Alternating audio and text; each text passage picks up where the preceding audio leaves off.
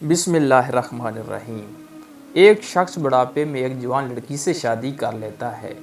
ایک عمر رسیدہ آدمی نے ایک کم عمر لڑکی سے نکاح کر لیا۔ اس نے اپنے کمرے کو آراستہ کروایا اور تنہائی میں اس کے پاس جا بیٹھا۔ دل میں اس کی محبت رکھتا تھا، لمبی راتوں میں بھی نہ سوتا اور ہمہ وقت خوش گوئی کرتا، لطیفے سناتا اور اسے خوش رکھتا تھا، تاکہ اس کے دل میں اس کے لیے نہ نفرت پیدا ہو اور نہ اس سے خوف زدہ ہو، بلکہ وہ بھی اس سے محبت کرنے لگے۔ اس جوان اور خوبصورت لڑکی پر جان نثار کرتا تھا۔ ایک رات اس لڑکی سے بولا کہ تیرا نصیب بہت بلند ہے کہ تو ایک بوڑھے کے نکاح میں آئی، بوڑھا بھی ایسا کہ جس نے دنیا دیکھی ہوئی ہے۔ اسے زندگی میں آرام بھی ملا، وہ زندگی کے گرم سر سے گزرا ہے، نیک و بد کو آزمائے ہوئے ہے، دوستی کے حقوق سے واقف ہے اور وہ ہر کسی سے محبت کی شرائط پوری کرتا ہے۔ ہو بڑا شفیق، مہربان اور میٹھی زبان والا مرد ہے۔ جہاں تک ہو سکے گا میں تیری دلداری کروں گا اور سب کچھ ہوتے ہوئے بھی ستائے گی، پر پھر بھی تجھے کچھ نہ کہوں گا۔ اگر طوطے کی مثل تیری خوراک میٹھی چیزیں ہوں گی، وہ بھی مہیا کروں گا اور تیری خدمت میں اپنی پیاری اور عزیز جان بھی قربان کر دوں گا۔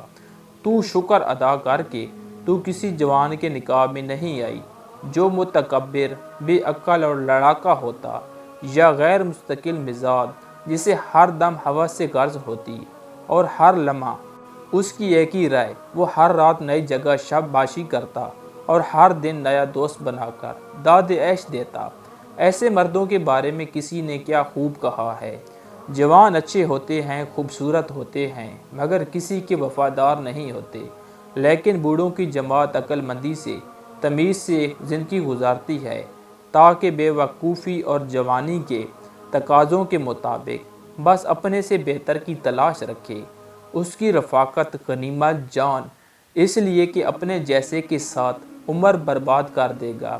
یہ سب سن کر لڑکی اچانک درد بھرے لہجے سے سرد آنکھ کھینچی اور کہا: جس قدر باتیں اور میرے آرام کے لیے جو تو نے کہا ہے، اس سب کا میری عقل کے ترازو میں وزن کرو تو وہ اس ایک بات کی برابری نہیں کرتا جو ایک دفعہ میں نے اپنی دایا سے سنی ہے کہ جوان عورت کے پہلو میں اگر تیر آ لگے تو اس سے بہتر ہے کہ اس کے پاس ایک بوڑھا آ بیٹھے۔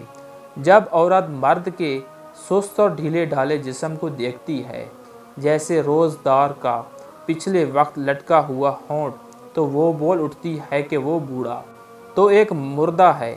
حکمہ کا کہنا ہے کہ وہ عورت جو مرد کے پہلو نہ خوش اٹھے، گھر میں فتنہ اور لڑائی کا موجب ہوتی ہے، اور کمزور بوڑھا جو کہ نشست سے اٹھ نہیں سکتا، وہ سہارے کے بغیر کب سیدھا ہو کر چل سکتا ہے۔ بس اس لڑکی اور بوڑھے میں ازواجی زندگی کے لیے موقف کا امکان نہ تھا۔ ان میں جدائی کی نوبت آ گئی۔ جب عدت کی مدت گزاری تو اس لڑکی نے اپنا نکاح ایک غسیل نوجوان، بد مزاج، بد عادات کے ساتھ کر لیا۔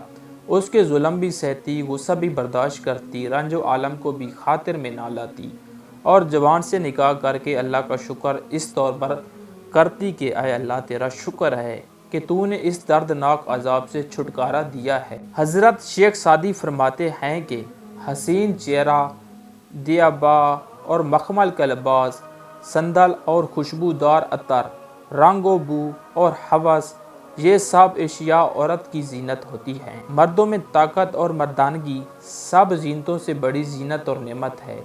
وہ جوان کے ظلم اور بد مزاجی سہتی، لیکن مرد کی مردانگی پر ناز ہوتی ہے۔ خوبصورت کے منہ سے پیاز کی بدبو حقیقت میں بدصورت کے ہاتھ کے پھول سے بہتر ہے۔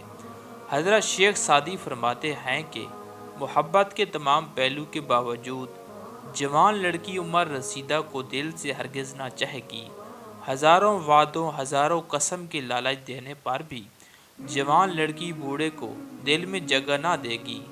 جس عورت کی تسکین نہ ہو، وہ گھر میں فتنہ اور لڑائی کا موجب بنتی ہے۔ عورت ظالم اور بد مزاج مرد کی بد صفت صبر سے برداشت کر لے گی، مگر بوڑھا مرد ہرگز نہیں، خواہ وہ صفات عالیہ کا مرکب بھی کیوں نہ ہو۔